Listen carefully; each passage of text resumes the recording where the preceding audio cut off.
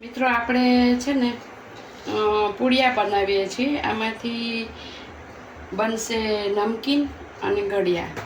તો ગળ્યામાં આપણે આ ખાલી લોટ જ બાંધવાનો. ગળ્યા કેવી રીતે બને અને નમકીન કેવી રીતે બને અને પૌષ્ટિક છે. બાળકો આપણે ઘી ખાતા ના હોય, એને ભાવતું ન હોય અત્યારે બાળકોને, તો ઘી કેવી રીતે ખવડાવવું, એના પેટમાં કેમ જાય એ આપણે નાખવાનું. પહેલાં તો થોડુંક આપણે જીરું આમ મસળીને નાખી દેવાનું.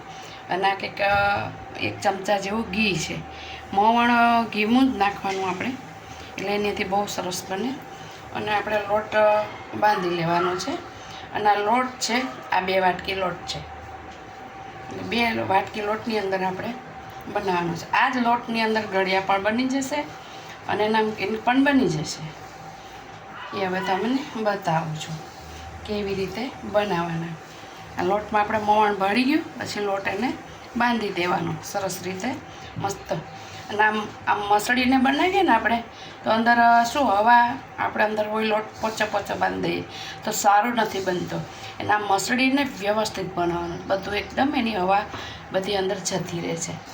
એટલે આટલો મસળો ને એમ બહુ મસ્ત બને. રોટલી હોય, ભાખરી હોય, પૂરી હોય, એની રીતે. તો આને આપણે પૂડિયા બનાવવાની છે.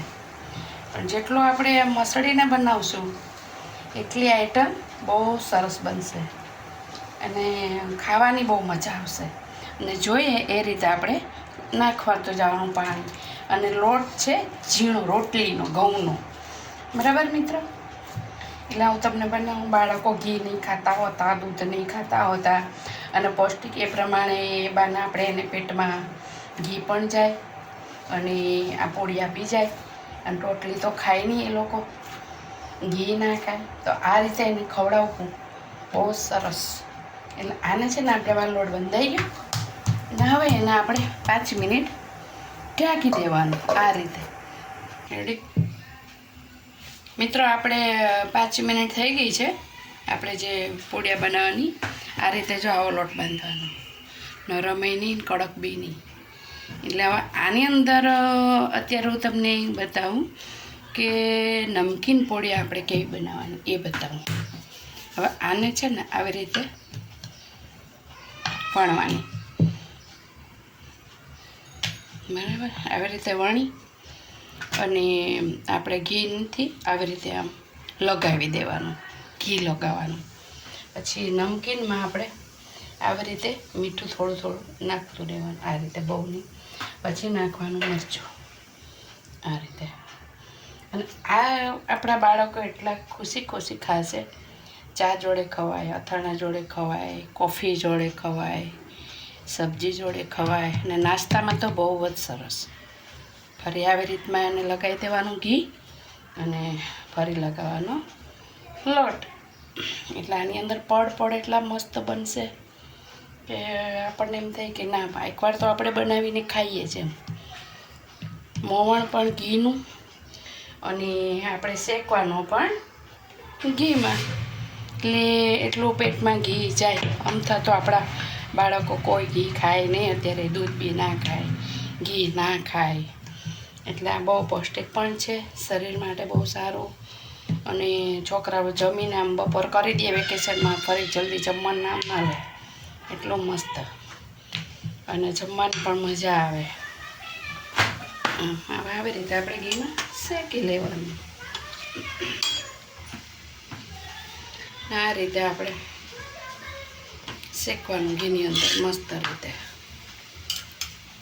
અને રસોઈ બનાવતા હોઈએ ત્યારે આપણે બેનોએ ગુસ્સે થતા હોય, વાતો કરતા હોય, તો એને કરવાના હવે રસોઈ બનાવતા ક્યાંથી ભજનની કળી ગાય તો આપણો જે રસોઈ છે ને પ્રસાદ બની જાય. કાનાને મનાવો કોઈ મથુરા મજાવો ઓધારજે, કાનાને મનાવો ઓધારજે, માધવને મનાવો મથુરાની ગલીઓમાં ભૂલો પડો મારો. મથુરાની ગલીઓમાં બોલો પડો માવો ધાવજે માધવને મનાવો. આ આપણે થેપલું થઈ ગયું મસ્ત પૂડિયા. હવે આપણે ગળી પૂડિયા તમને બતાવું કે ગળી પૂડિયા આપણે કેવી રીતે બનાવવાની છે. પણ આવી રીતના આપણે ગળ્યું છોકરું ન ખાતું હોય તો આપણે એને ગળ્યું ગોળ છે આમ ન ભાવતું હોય. ઘણાને છોકરાઓને અત્યારે ચટાકા પટાકા ને એવું બધું બહુ ભાવતું હોય તો એ ન દેવું હોય ને કે ચાલો આમ તો સીધી રીતે તો બાળક ન માને. એટલે આ છે દળેલી મોરસ.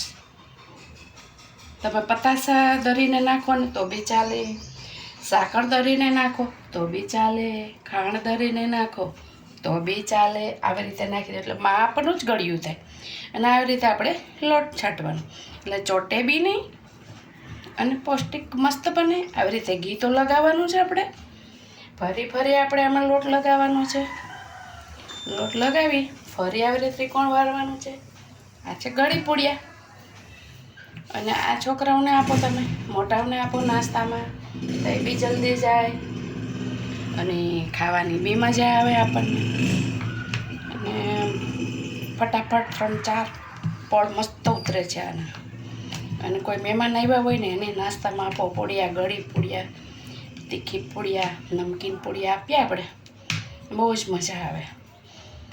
આ રીતના મિત્રો ગળી પૂડિયા બની ગઈ.